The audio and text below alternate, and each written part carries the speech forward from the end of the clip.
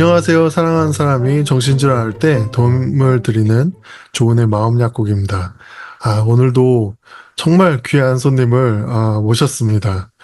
음. 그 제가 찾아보니까 그 교수님이 나오신 세바시 영상이 10개가 넘는 거예요. 그만큼 네, 유명하신 분을 모시게 되어서 개인적으로 굉장히 신나 있습니다. 교수님, 조은의 마음약국 구독자 조이님들, 조은의 이웃분들에게 간단한 음. 소개와 인사 말씀 부탁드립니다. 안녕하세요. 반갑습니다. 저도 조은의 마음 약국 구독자 된 지 오래됐고요. 예, 우리 가족 여러분들과 만날 수 있어서 정말 영광이고 기쁨입니다. 그리고 어떤 전문가보다 정말 우리 마음 아프고 힘든 분들께 실질적인 도움 많이 주시는 조우님과 오늘 대화하게 되어서 무척 설레입니다. 네, 감사합니다. 어, 그 교수님께서도 유튜브를 하시고, 그러신데, 그 박상미 라디오라고 이렇게 유튜브 채널이 있는데, 아, 저희 구독자의 거의 20대 있는 그런 굉장한 채널을 운영하고 계신데 이렇게 또 인터뷰에 응해 주셔서 너무 감사하고 사실 제 페이스북 게시물에 교수님이 댓글로 좋은데 마음약국 구독자라고 이렇게 말씀해 주셔가지고 너무 놀란 거예요. 그래서 아, 음. 바로 이 기회다 싶어가지고 인터뷰 요청을 드렸는데 흔쾌히 응해 주셔서 너무 감사하고 또 뭐 교수님이 그 수강생들한테 조울증과 관련된 과제 내주실 때 조은의 마음 약국 시청하라고 이렇게 말씀해 주신다고 하셔서 너무 감사한 마음입니다. 네, 그, 우리 좋은의 마음 약국이야말로 정말 사람을 살리는 채널이다. 저는 이렇게 생각을 하고요. 예, 진짜 더 많은 사람들에게 알려져야 된다라고 생각을 해서 저도 저희 이 녹화 방송이 나오면 주변에 더 많이 알릴 생각입니다. 네, 네. 감사합니다. 그, 어, 교수님이 또 출연하신 새롭게 하소서 영상도 너무 잘 봤고요. 거기서는 이렇게 말씀을 해주셔서 저는 알고 있지만, 교수님께서 심리학자로서 이 길을 걷게 되신 계기가 조금 궁금하거든요. 그런 스토리를 음. 저희 구독자분들께 말씀해 주시면 너무 감사하겠습니다. 음. 어, 저는 사실 상처 입은 치유자가 가장 다정한 치유자가 아닐까라고 생각을 합니다. 어, 그런 면에서 저도 우리 조우님을 아주 좋아하는데요. 저 또한 어려서부터 소아 우울증, 그리고 청소년기에도 또 심각한 우울증을 앓기도 했고, 또 우울증이 육체적 질병으로 또 많이 번집니다. 그래서 청소년기에는 또 몸도 많이 아팠어요. 자가 면역 질환으로. 그래서 힘든 시간을 오랫동안 보내면서 글을 쓰게 되었죠. 글을 쓰면서 제 마음을 최대한 달래고 달랬던 것 같아요. 그러면서, 글 쓰는 게 나의 사명인가 보다. 그래서 오랫동안 문학 공부를 했습니다. 네. 그런데 30대가 되어서도, 저의 우울증과 불안, 또 공황장애, 이런 증상들이 나아지질 않았어요. 그래서 무척 많이 노력했는데도 왜 이렇게 내가 낫지 않을까. 그래서 제가 국문학 박사과정 입학을 코앞에 두고 제 삶을 다시 돌아보게 되었어요. 내가 나를 좀 돌보자. 나를 제대로 한번 치유해보자. 그래서 저를 제가 치유하기 위해서, 예. 그래서 제가 저 자신을 돕기 위해서 심리학 공부를 34살에 시작했어요. 음. 그런데, 학교에서 배운 건 별로 없는 것 같아요. 네. 그래서, 제가 그때 철저히 깨달았던 게 뭐였냐면, 나를 치유할 수 있는 힘은 이미 내 안에 있구나. 네. 네. 이미 내 안에 있구나. 그래서 내가 나를 일으킬 수 있는 힘이 있구나. 그리고 사실 저에게는 또 종교가 있어서 제가 믿는 하나님이 저에게는 너무나 또 큰 힘이 되었고, 네. 그래서 하나하나 작은 것들을 구체적으로 실천하고 또 저에게 맞는 치료법들, 제가 발견한 것들, 이런 것들을 적용해 보니까, 제가 참 많이 좋아지더라고요. 그래서, 내가 실제로 체험한 이 치료 효과들을 주변에 좀 많이 알리면서 살고 싶다라는 마음으로 살다 보니 오늘 여기까지 온 것 같습니다. 그래서 저에게 가장, 도움이 되었던 공부는 제가 아팠던 저의 과거에 그 아팠던 시간들이었던 것 같아요. 네. 그래서 더 많은 분들의 아픔이 많이 이해가 되고, 나도 그랬어 라고 손잡아 줄 수 있지 않은가라는 생각이 들고요. 네. 그래서 저도 조우님 보면서, 조우님 강의 들으면서 저는 진짜 많이 배우거든요. 네. 내가 직접 아파본 사람, 겪어본 사람들의 이야기만이 힘든 사람, 죽어가는 사람을 살릴 수 있지 않은가. 그래서 저는 조은의 마음 약국과 박상미 라디오 전부 사람을 살리는 채널이다. 그래서 우린 사명감 가지고 같이 해야 될 일이 많지 않을까. 그래서 네. 조은님이 하자는 일 있으면 저도 뭐든지 네, 우리 마음 약국이랑 같이 할 준비가 되어 있습니다. 네, 교수님이 제안을 해주시면 제가 달려가야죠. 네, 너무 좋게 말씀해 주셔서 감사하고 저희와 같은 사람들을 동료 지원가라고 하는데 동료 지원가를 또 경험의 전문가라고 하거든요. 근데 또 네. 교수님께서도 경험의 전문가신 것 같아요. 네, 그리고 교수님 이야기를 할 때 빼놓을 수 없는 거는 박상미 라디오 채널인 것 같은데 어떻게 시작하셨고 또 어떤 그런 성장의 배경이 있었는지, 또 어떤 구독자분들을 만나게 되셨는지, 듣고 싶습니다. 음, 코로나 시작되고 모두가 그랬겠지만 갑자기 집에 갇혔고, 저도 굉장히 바쁘게 살던 사람이 학교 강의도 못 가고 또 모든 외부 강의가 끊어지고 집에 갇히게 되었어요.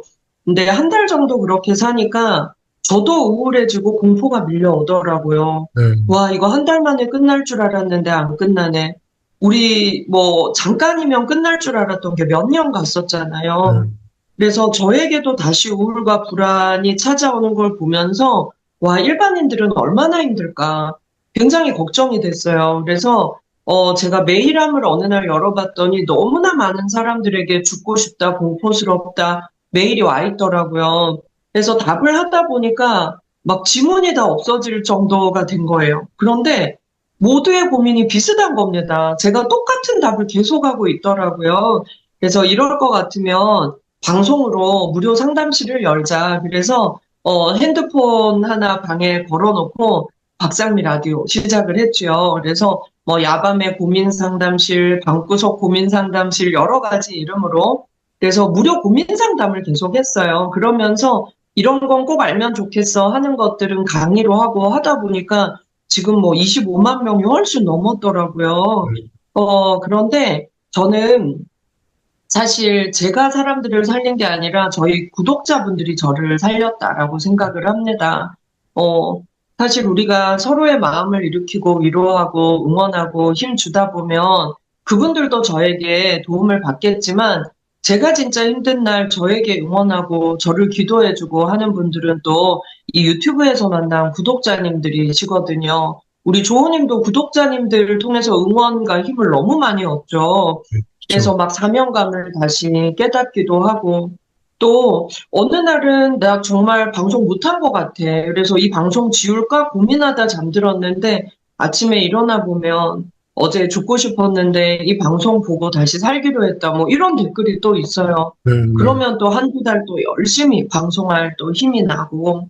그래서 저는 이 유튜브라는 공간이 우리에게 축복이 아닌가. 네, 서로가 서로를 살릴 수 있고 또 서로가 서로를 응원할 수 있고, 또 저희 유튜브 보면 제가 강의하고 있는 동안에도 댓글로 서로가 고민 상담하고 있고 서로가 서로를 살리고 있어요. 네, 네, 그리고 저를 빼놓고 구독자들끼리 엄청 친하게 지내고 있더라고요. 네, 그래서 뭐 이혼하려고 했다가 다시 화합한 부부들, 또 죽으려고 했다가 다시 살아난 사람들, 그리고 또 반드시 정신과 치료, 약물 치료가 필요한 분들인데 전혀 그런 정보 없이 오랜 시간 고통 겪고 있는 분들 많으시더라고요. 네, 그런 분들은 꼭 병원 가서 약물 치료 받으실 수 있게 안내하고, 네. 그런 것들을 많이 하고 있습니다. 그래서, 저는 이 유튜브 공간이 정말 축복의 공간이다.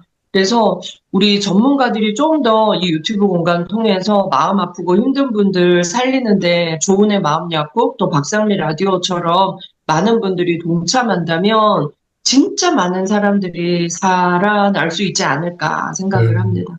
네, 맞습니다.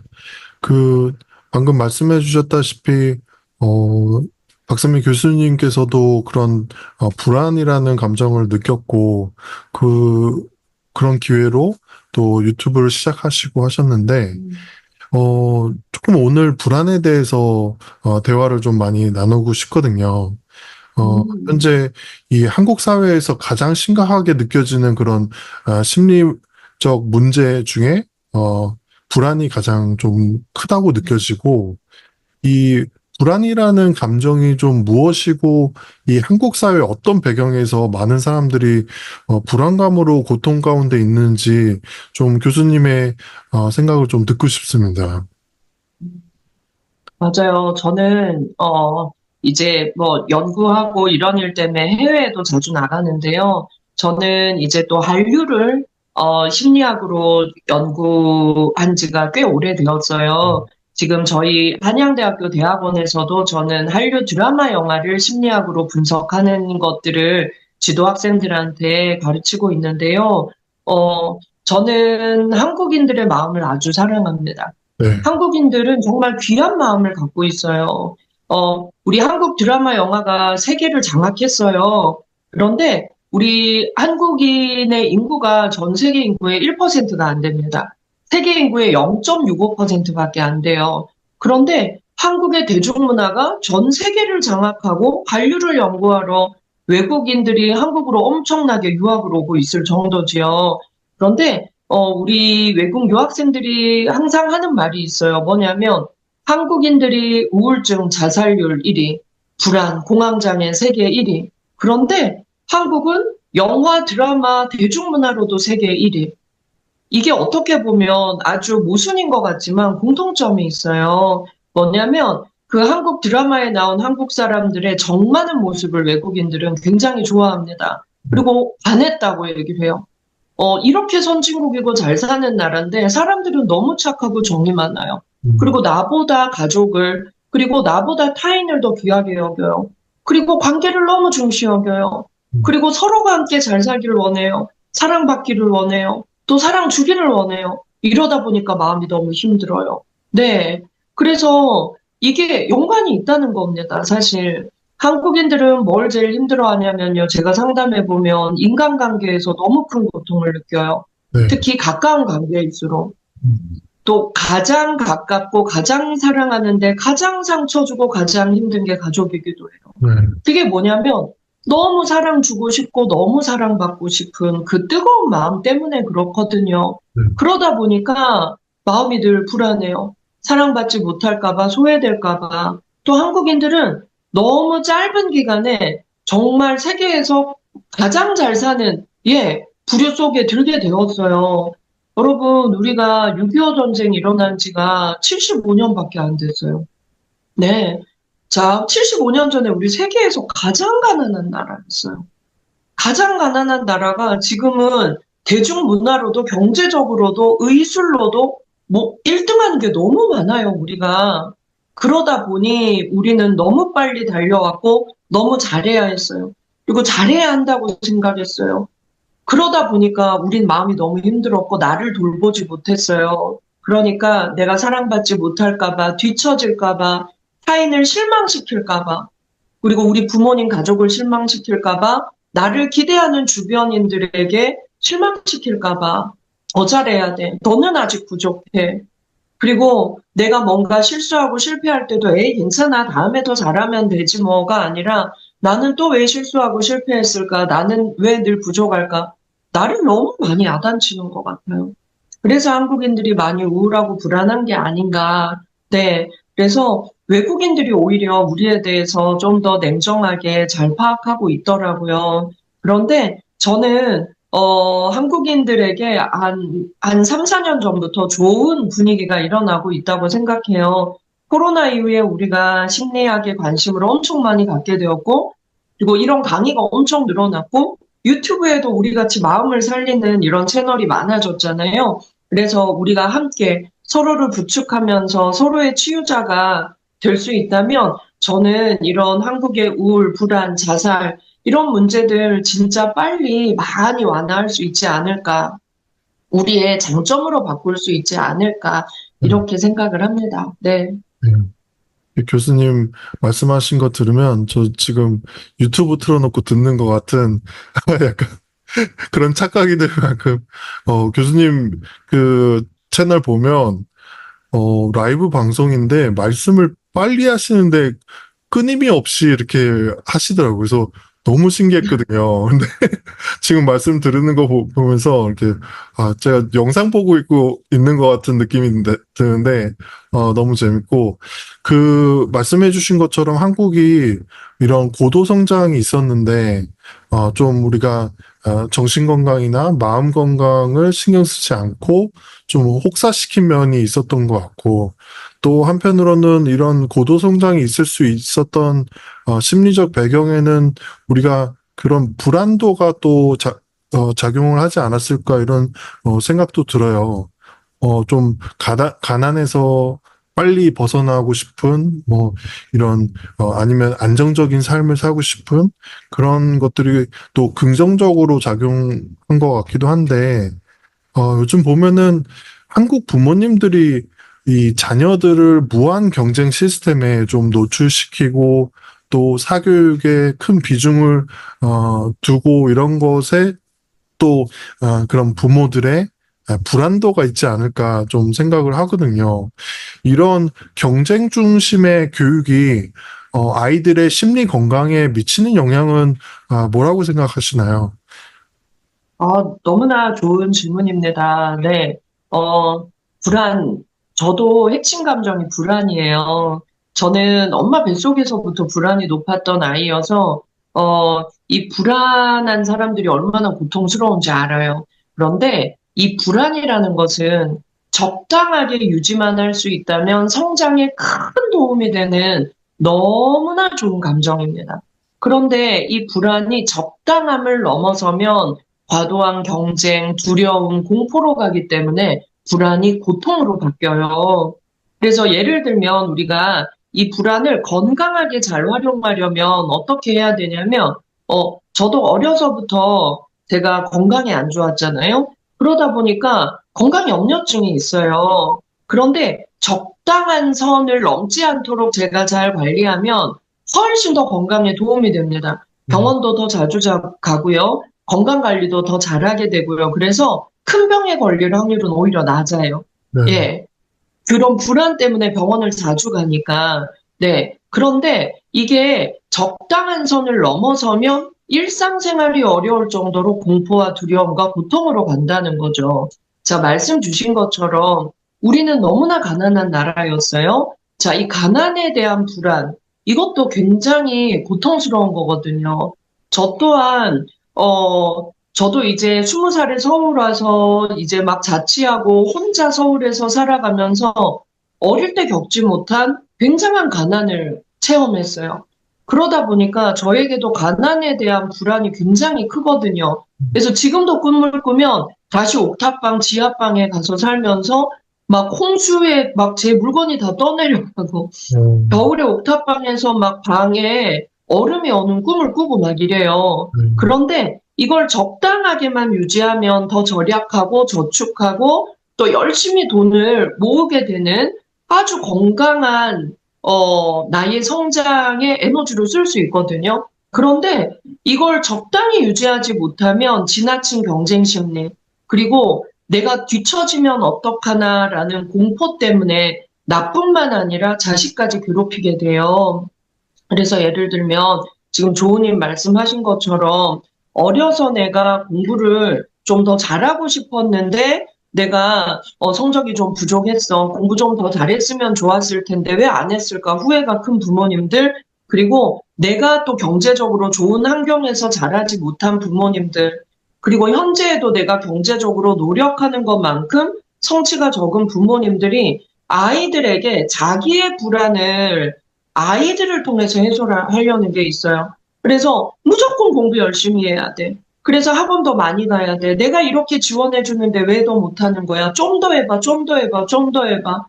막 이런, 예, 아이들한테 지나친 그런 요구를 하시는 분들이 많아요. 근데 사실 알고 보면 그거 부모의 불안이거든요. 근데 아이들은 몰라요. 가난을 체험해 보지도 않았고, 그리고 무조건 공부를 해야 행복한 삶이다라는 것도 아이들은 몰라요. 어떤 삶이 있는지 아이들이 살아봐야 알아요. 또, 조우님도 그렇지 않던가요? 공부는 재주예요, 재주. 문제 푸는 기술도 필요하고, 저도 어릴 땐 공부 못했거든요. 근데 그냥 갈수록 어른 되면서도 계속 공부하니까 잘하게 되더라고요. 그래서 저는 지나친 부모의 불안이 아이들을 오히려, 시험 공포증. 내가 즐겁지 않은데 부모님의 강요에 의해서 공부하다 보니까 공포스러워지고 오히려 하기 싫어지는 거죠. 네, 네, 오히려 공부를 즐기지 못하는 아이들, 네, 이런 아이들로 만들지 않나. 그래서 아이와 내 인생은 철저히 별개다. 그리고 나의 욕구를 아이를 통해서 해소하려고 하지 말자. 나의 불안을 아이를 통해서 해소하려고 하지 말자. 내 인생은 내 인생, 아이 인생은 아이 인생. 그래서 아이가 뭘 잘하는지 스스로 발견하게 하고, 아이가 뭘 할 때 즐거운지 스스로 발견하게 하고, 그 아이가 즐겁고 행복하게 산다면, 사실 불안함이 지나치면 인생은 누구나 힘들어져요. 그래서 네, 그 아이가 불안보다 즐거움과 행복과 가까워지려면 어른들의 그런 요구로부터 멀어져야 될 것 같아요. 네, 네. 네. 제가 얼마 전에 그 영상 하나를 봤는데, 아이비리그에서 학생들을 뽑는 기준에 대해서 설명을 하시더라고요. 어, 음, 거기서 말씀하신 거는 공부 잘하는 애들은 널렸다, 너무 많다.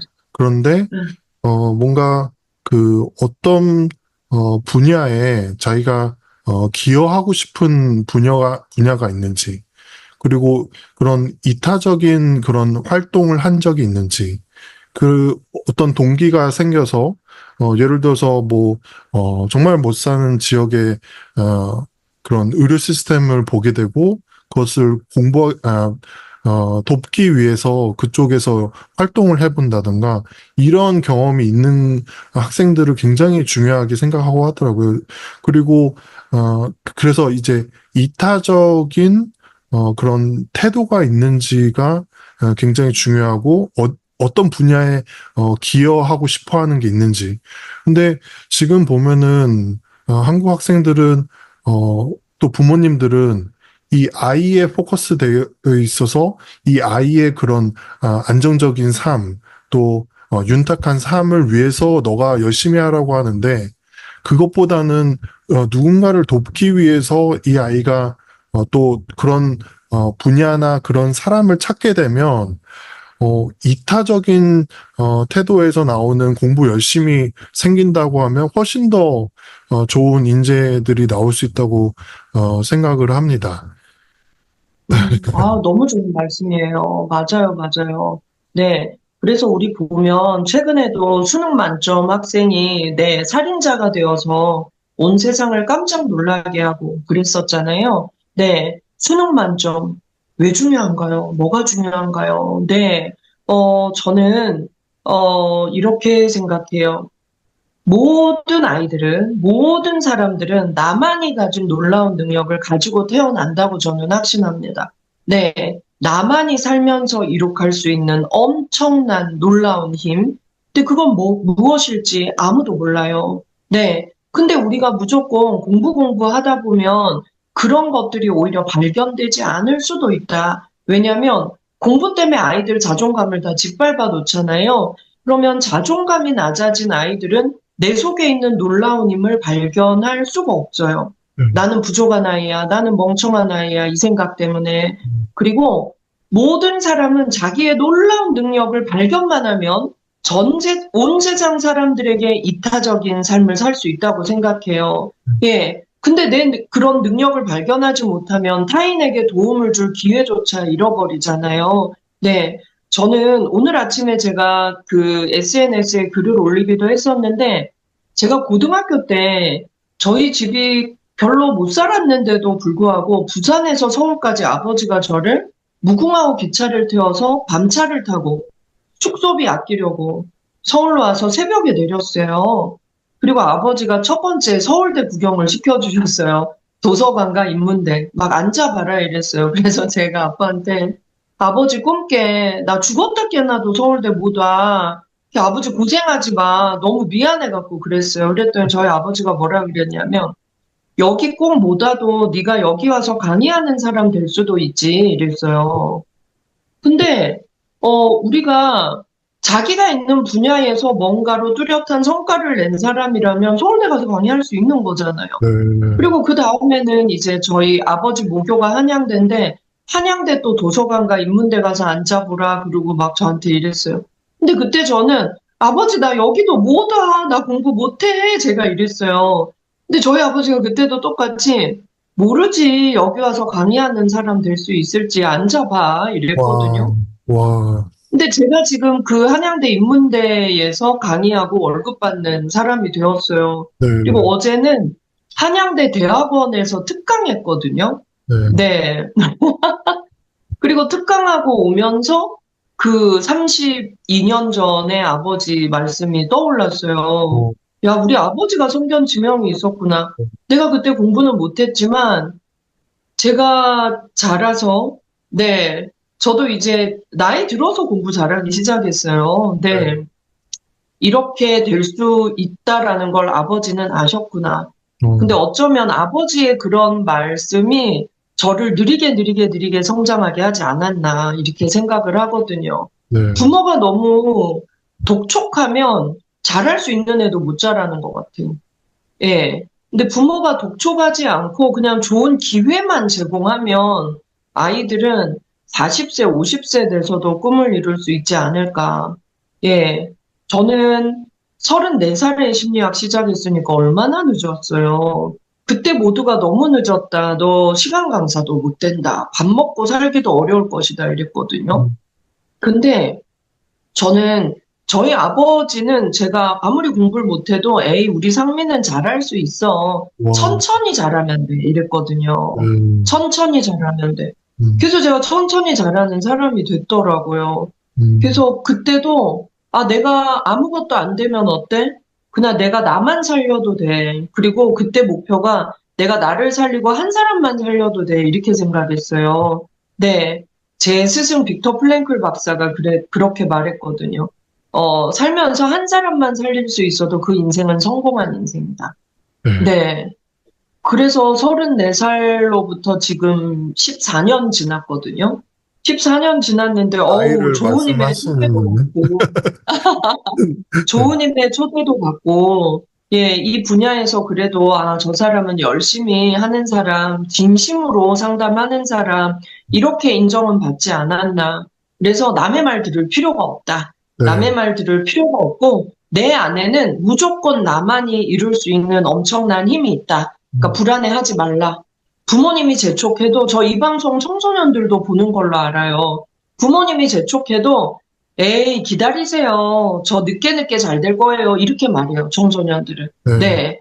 자, 조우님도 그렇잖아요. 우리가 예전에는 몰랐지만 우리의 아픔이, 그리고 한때는 숨기고 싶었던 우리의 질병이, 우리의 고통이 우리의 스펙이 됐잖아요. 네, 네, 그리고 많은 분들이 우리 방송 보고 도움받았다고 하시고, 네. 우리 안에는 무엇이 우리의 스펙이 될지, 무엇이 우리의 성공이 될지 살아봐야 나중에 알 수 있는 것 같아요. 네, 네, 네. 그래서 저는 진짜 조우님도, 네, 이 조울증이라는 병 때문에 힘든 시간도 있으셨겠지만, 전 세계, 전 세계의 조울증으로 힘들어하는 분들, 또 그 가족들에게 가장 좋은 롤모델이 되실 분이라고 생각해요. 네. 그래서 조은의 마음 약국은 전 세계로 뻗어나가야 됩니다.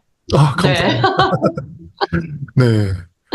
네, 저희 진짜 그 해외 구독자분들도 계시고 그 계신 네. 분들도 이런 저와 같이 동료 지원 크리에이터가 되고 싶어 하는 분들이 계셔서 네, 그런 분들을 잘 이렇게 길러낼 수 있다고 하면은 해외 채널로도 성장할 수 있다고 생각을 하는데, 방금 스펙과 관련해서 말씀을 하셔서 생각이 난 게, 저희 쪽 정신건강 커뮤니티 필드에 이렇게 활동하는 친구들이 좀 있어요. 그러면은, 그런 친구들 중에, 어, 정신병원에 입원을 해보지 않았으면은 살짝 무시하는 이쪽 필드에서 활동을 하려면 그래도 병원은 한 번쯤은 입원해야 되는 거 아니야? 약간 그런 느낌으로 서로 또 너 몇 번 입원해 봤어 이렇게 얘기하면 더 많이 입원했으면 아이고 형님 이렇게 되는데 네. 그 저희 조은의 마음약구 구독자분들 중에 많은 분들이 조울러 청년 조울러 자녀를 둔 부모님들이 많으세요. 네, 네. 이런 부모님들은 사실 자녀들을 향한 그런 기대감도 있었고 또 자랑이기도 했던 그런 친구들이 조울증으로 인해서 뭔가 꺾이는 모습들을 보기도 했거든요. 어, 이분들에게도 사실 불안이 있을 수 있을 것 같아요. 음, 만약에 그 학교를 다니다가 이제 조울증이 발병돼서 휴학을 했다던가 아니면은 음, 뭐 결혼 생활 중에 발병이 됐다던가 또 회사를 잘 다니다가 발병을 했다던가 이런 경우가 있었을 텐데 이런 상황에 있는 환경 가운데 있는 분들에게 뭔가 좀 말씀해 주실 게 있을 것 같거든요. 네, 맞아요. 물론, 생활이 좀 힘들고, 그리고 생활에 지장이 있는 부분은 있을 거예요. 그런데 저는 이렇게 생각을 합니다. 우리가 육체적 질병이 있는 사람도 많고, 마음의 질병이 있는 사람들도 있지요. 네. 그리고 둘 다 있는 사람들도 많습니다. 그쵸? 어떤 질병이건 생활의 불편함과 또 내가 하고 싶은 일을 잠시 멈춰야 될 때도 있고, 또 잠깐 입원을 해야 될 때도 있을 거고요. 네, 이런 일들은 모두에게 일어날 수 있습니다. 그쵸? 그런데, 우리는 육체적 질병으로 인한 치료기간, 입원, 이런 것에 대해서는 뭐 부끄럽게 여긴다던가, 네, 막 정신적 고통을 심하게 느낀다던가, 뭐, 요런 것들이 좀 더 나은 것 같아요. 그런데 우리가 이 마음의 질병 또 정신적인 이제 질병 때문에 잠깐 일에 지장이 오거나 입원을 해야 되거나 병원 치료, 약물 치료를 해야 될 때는 이상하게 한국의 부모님들이 먼저 무너지세요. 네. 그래서 저는 이런 전 국민을 대상으로 한 이런 강의와 방송이 많아져야 될 것 같아요. 어떤 경우에도 부모님과 가족이 지금 아프고 힘든 과정에 있는 가족에게 제대로 된 지식으로 도움을 줄 수 있다면 정상적인 생활 충분히 가능합니다. 네, 네, 우리가 몸이 아플 때도요, 잠깐 휴직할 때도 있고, 잠깐 휴학할 때도 있어요. 그리고 전문의가 시키는 대로 약 잘 먹고 치료 잘 받으면 더 건강해져서 복귀할 수가 있잖아요. 우리 조울러 청년들도 사실 약 잘 먹고 병원에서 시키는 대로, 그리고 또 상담도 잘 받고, 또 우리끼리 이런 자조 모임 열심히 하면서 서로가 서로에게 응원 주면 예전보다 더 잘 지내는 분들도 많으시잖아요. 네, 맞아요. 그런데 몰라서 혼자 고립돼서, 그리고 가족이 너무 숨겨요. 은폐하려고 해요. 그리고 약 먹으면 더 나빠진다더라, 부작용 크다더라. 그래서 약 먹어야 되는데 부모님이 약을 안 먹이고 병원에 안 데려가는 경우도 네, 되게 많아요. 네, 너무너무 속상해요. 네. 그래서 저는 우리가 이 질병에 대해서 첫째 제대로 알아야 된다. 그리고 두 번째, 나에게 어떤 질병이 발생했을 때 육체적 질병, 마음의 질병 다 마찬가지예요. 그때는 함께 살아가야 될 내 친구로 받아들이자. 네. 저도 어려서부터 계속 자가 면역 질환을 앓고 있어요. 그래서 저 코로나 3번 걸렸었거든요. 예. 사람들한테 안 드러내고 혼자 조용히 숨어서 넘어가고 이랬어요. 그래서 저는 무슨 병이 유행한다 그러면 제가 제일 먼저 걸려요. 음, 네. 그런데 저는 평생 나와 함께 살아가야 될 나의 질병 친구 되었어요. 네. 그래서 좀 더 조심하게 되고요. 좀 더 제가 제 몸을 잘 보살피게 되고, 약도 잘 챙겨 먹고요. 운동도 더 열심히 하게 되고요. 그러면서 이제 또 어떨 때는 너무 바쁠 때 또 몸이 아프면 막 또 원망스럽기도 해요. 그런데 그때는 제가 제 질병과 대화해요. 야, 요새 바빠. 근데 또 지금 아프면 어떡해. 나 좀 봐주라. 협조 좀 해줘. 막 이렇게 대화해요. 네. 그리고 저도 여전히 불안과 우울이 자주 찾아옵니다. 네. 그러나 예전보다 제가 저를 더 잘 컨트롤할 수 있게 된 게 차이예요. 네. 그리고 저는 우울과 불안이 없는 사람처럼 막 그렇게 하지 않아요. 저는 사람들에게도 늘 고백해요. 저도 여전히 자주 불안하고 우울한 사람이라고. 하지만 우울과 불안과 자주 대화해요. 야, 불안, 너 요즘 너 너무 심하게 찾아오잖아. 그러지 마. 그리고 막 너무 불안할 때는 약물의 도움도 받습니다. 네네. 그리고 또 저에게도 또 작년에 제가 정말 사랑했던 제 가족 중에 한 명이 스스로 떠나는 사건이 있었어요. 그리고 그때 저도 너무너무 힘들었어요. 제가 막 무너졌었어요. 그래서 그 당시에는 또 이제 SSRI, 우울증에 그 처방받는 약 병원에 가서 의사 선생님께 도움을 청하고 SSRI를 몇 달 동안 제가 또, 먹기도 했었습니다. 그래서 저는 우리 모두 나에게 어떠한 질병이건 있다면 그 질병과 친해지자. 나의 질병을 미워하면 안 돼요. 미워하면요, 내가 누구 미워하면 그 사람 나 더 괴롭혀요. 그쵸? 그런데 친해지고 자주 대화하고 이러면 저는 훨씬 더 우리가 편하게 살아갈 수 있다. 네네. 이렇게 생각해요. 그래서 저도 왜 나에게 이 병이 빨리 안 낫나 이런 생각 안 해요. 나 평생 함께 살아가야 돼. 나의 아픔이야. 그렇다면 친하게 잘 지내자. 그래서 제가 미리 부탁하기도 해요. 나 요거 바쁜 시즌이니까 요때는 좀 잘 넘어가게 도와줘. 막 이렇게 얘기하기도 하고. 네네. 그래서 저도 청년 조울러들을 많이 만나거든요. 그런데 이렇게 자조 모임 잘 참여하고 또 가족들의 적극적인 지원이 있고 또 약 잘 먹고 그리고 자기 스스로 자기를 잘 파악하고 증상을 잘 파악하고 있는 청년들은 너무너무 잘 생활해요. 네. 예. 그래서 아무 문제 없다. 전 그렇게 생각합니다. 네. 그래서 가족 교육이 더 필요한 것 같아요, 조은님. 네. 저도 보게 되면 그 부모님들이 이 병을 어떻게 생각하느냐가, 어, 그 자녀분에게 자기를 어떻게 생각하느냐가 좀 전해지는 것 같고, 그래서 이 음, 병을 정말 수치스럽게 생각하고 친척들에게도 말하지 못하는 그런 분들에게는 정말 이 당사자가 자기의 병을 좀 숨기게 되고 더 정서적으로 고립되어지는 그런 거를 많이 보게 되더라고요. 그래서 교수님이 방금 말씀해 주신 거에 너무 공감하면서 들었고요.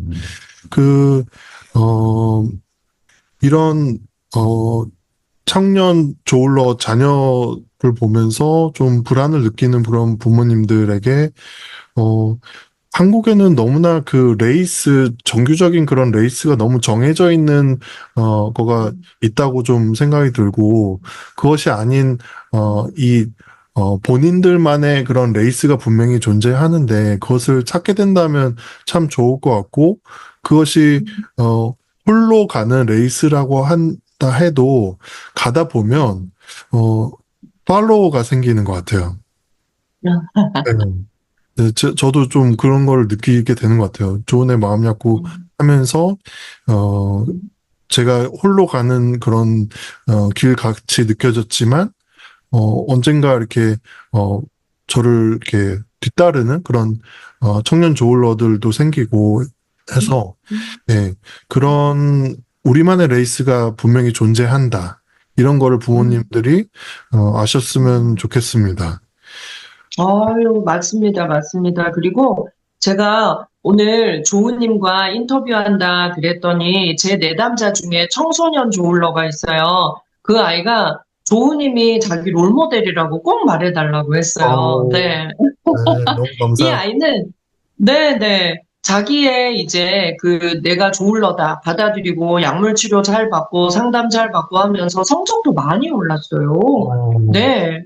네. 그래서 받아들이고 인정하고, 예, 그리고 내가 어떻게 하면 이 병과 더 친해져서 내가 더 잘 성장해 갈 수 있을 건가. 그래서 이제 롤모델도 만들고, 또 마음 약고 강의도 많이 듣고, 이러면서 이 아이가 막 성적이 더 오르는 와, 얼마든지 가능한 일이거든요.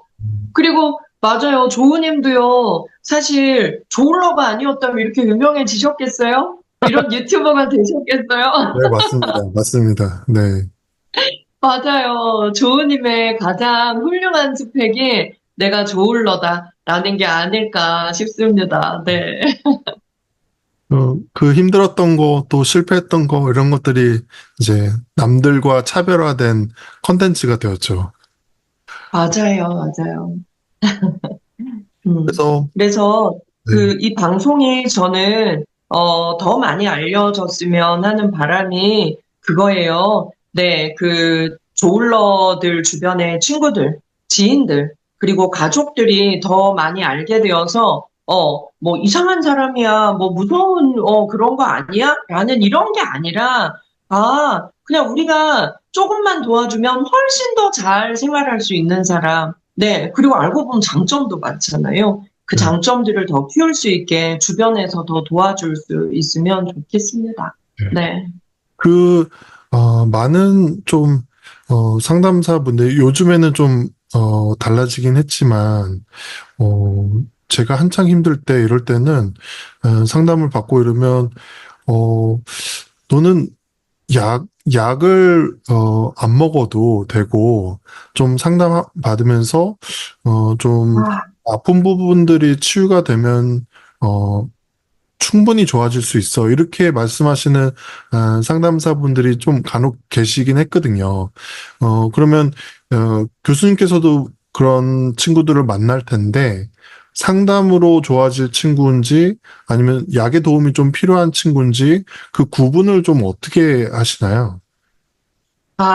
이거 정말 중요한 문제인데요. 사실 이제 우리 조울러 청년들이나 청소년 어른들이 와서 상담을 할 때는 굉장히 좋은 상태일 때 상담 오는 경우가 많아요. 진짜 힘들 때는 상담받을 생각을 못 하잖아요. 그러면 그 좋은 상태일 때 대화해 보면 진짜 이 사람의 진짜 상황을 알 수가 없어요. 네. 그러니까 상담자들이 실수를 많이 하는 것 같아요.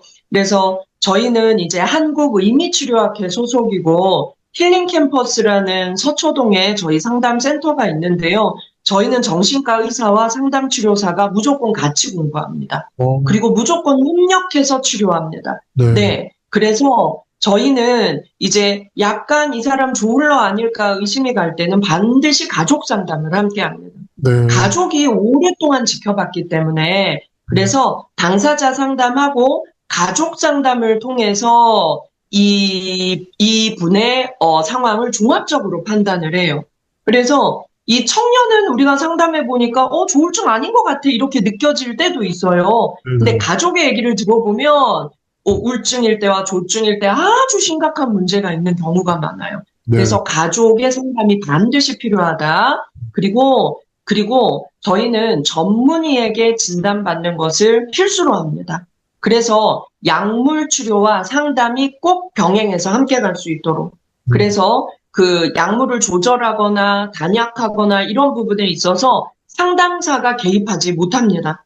그래서 무조건 전문의의 판단하에 전문의가 약물에 대해서 이제 결정을 해주시고 저희는 상담으로 지원을 해서 삼위일체로 함께 갑니다. 음, 그래야만 제대로 도울 수 있기 네, 때문이죠. 그래서 상담사가 약에 대해서 약 끊어도 될 것 같은데요. 이 말을 듣고 약을 끊는 거 절대로 안 된다. 네, 네, 절대로 안 되고 또 상담자는 이분은 약물의 도움이 필요할 것 같다라고 하면 적극적으로 병원에 가서 전문의 만날 수 있도록 연결하는 게 상담사의 의무다. 네, 그래서 우리 조울러 청년들이 상담사만 만나는 것은 저는 좀 걱정돼요. 네. 네. 그래서 전문의도 반드시 만나보시고 약물 치료의 중요성 우리가 이미 알고 있잖아요. 예, 그 부분을 저는 아주 강조하고 네. 있습니다. 네. 지금 말씀해주신 부분이 굉장히 건강하다고 느껴졌던 게 어떤 의사분들은 상담 이런 것보다는 그냥 약물 치료로 다 아, 괜찮고, 또 어떤 상담사분은 약물 치료까지는 아니다. 또, 한번 약물 치료가 들어가면 그거 끊기 정말 힘들다. 이렇게 말씀하셔서 당사자분들이 이렇게 혼란스러워 혼란스러워. 하더라고요. 네네. 근데 방금 음, 말씀하신 대로 이 전문의 영역이 있고, 또 네, 상담사분들의 영역이 있고, 네, 또 서로 협약, 협력해서 협진. 네. 네, 맞습니다. 해서 가는 방향이 굉장히 건강하고 균형적이라고 느껴져요.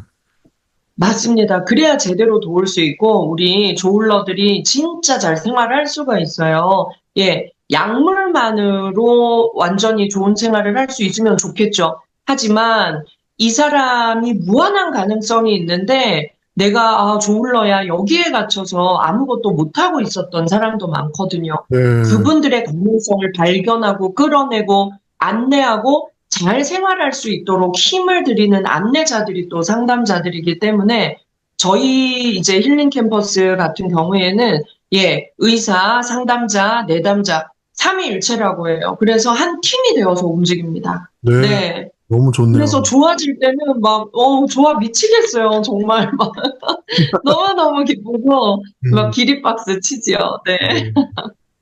아이고, 아, 제가 교수님이 엄청 바쁘신 분이라는 거를 지난주에 뭐 부산, 대구 이렇게 정말 강연 많이 다니시고 어제 또 강연도 하시고 이렇게 정말 바쁘신 분이라는 거 아는데 이렇게 저희 인터뷰에 응해 주셔서 너무 감사한 마음이 있었거든요.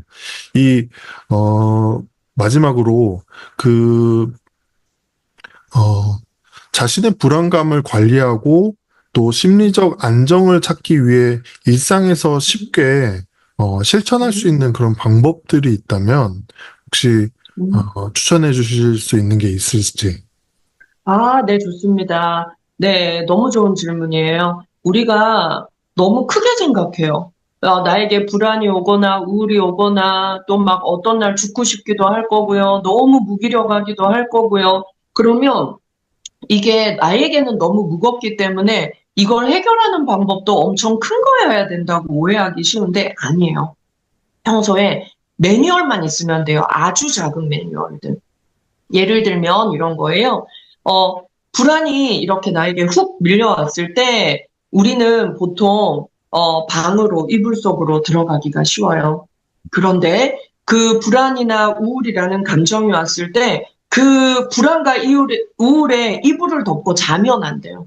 그러면 더 큰 불안과 우울 속으로 들어가야 돼요. 그렇기 때문에 나에게 불안이 찾아왔을 때 빨리 빠져나오는 게 중요해요. 우울이 찾아왔을 때 빨리 빠져나오는 게 중요해요. 아주 작은 것들, 작은 매뉴얼이 있으면 좋습니다. 나는 불안이 느껴지면 무조건 땡땡한다. 나는 우울이 찾아오면 무조건 땡땡한다. 그럼 나 기분이 좀 좋아져. 이건요, 사람마다 매뉴얼이 달라요. 그런데, 이제 저의 매뉴얼을 하나 말하면, 이게 뭐 거창한 거면 안 돼요. 즉시 바로 할 수 있는 거면 좋아요. 그래서 시각, 후각, 촉각, 미각, 청각, 오감을 활용하는 것도 굉장히 도움이 됩니다. 그래서 시각, 내가 보면 마음이 편안해지는 걸 빨리 보는 거예요. 네. 그래서 저는요, 제가 가장 행복했던 순간의 사진, 그리고 여행 갔을 때 가장 행복했던 풍경의 사진, 이런 것들 저희가 곳곳에 붙여놓고 핸드폰에서도 바로 찾아볼 수 있게 해놓습니다. 그래서 그런 걸 봅니다.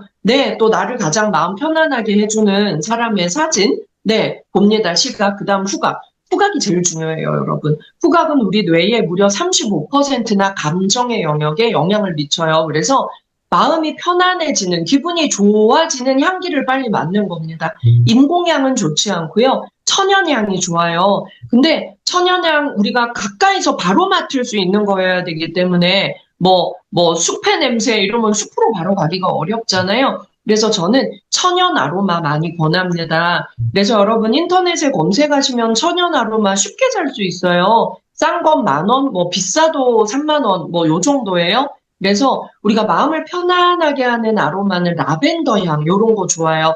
또 기분을 금방 상쾌하게 하는 건 레몬, 오렌지, 페퍼민트 이런 거.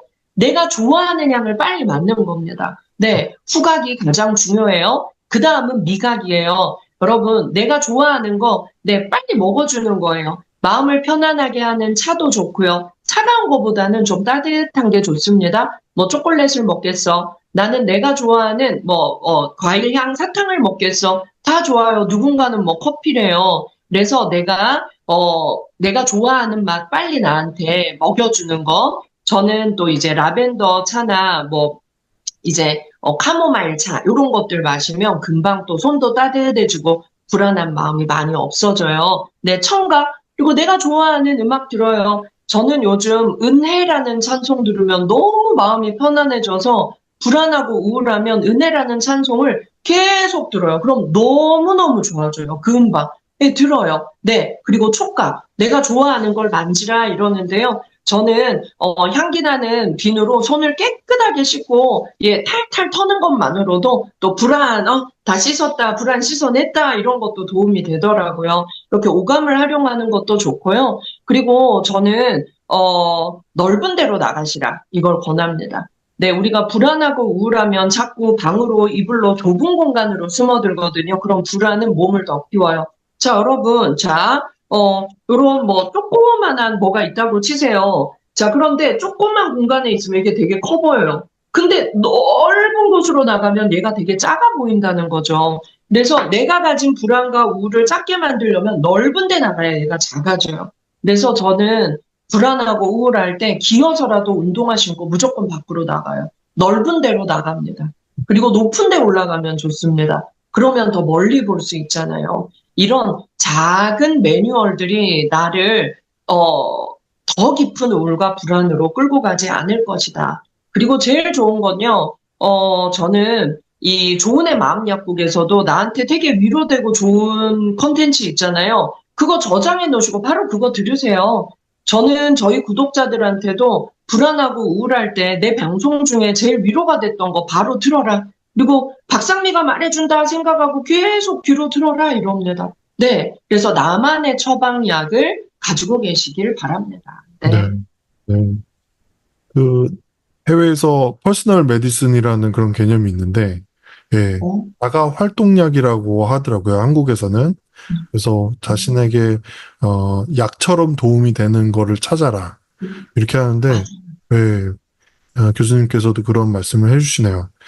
뭐, 음. 워낙 방송을 많이 하셨던 분이라서, 이거 누르면 이게 나오고, 콘텐츠가 확실히, 많으신 걸 보면서, 프로시다 느꼈는데, 지금 한국 사회를 보면, 부모님들의 불안도에 따라서, 자녀를 무리한 교육으로 내몰고, 또 경제적 안정을 위해서 모두가, 대기업에 취직되기 원하는 그런 사회적인 현상이, 있는 것 같이 좀 느꼈습니다. 그래서, 우리가 이 불안이라는 감정으로 이런 불안이란 감정을 긍정적으로 해결해야 되지 않을까 이런 생각을 했는데 교수님께서 좋은 대답을 해주셔서 너무 감사하고 또 기분이 좋고 구독자분들에게도 큰 도움이 됐을 거라고 생각이 듭니다. 그래서 지금처럼 많은 이들에게 정서적으로 지지해 주시는 일을 계속 해주시길 바라면서 오늘 박상미 교수님과의 인터뷰를 마치도록 하겠습니다. 네, 감사합니다. 조우님, 저도 해보겠습니다. 조은의 마음 약국이랑 박상미 라디오도 같이 앞으로 이런 방송 많이 해요. 감사합니다. 네, 감사합니다.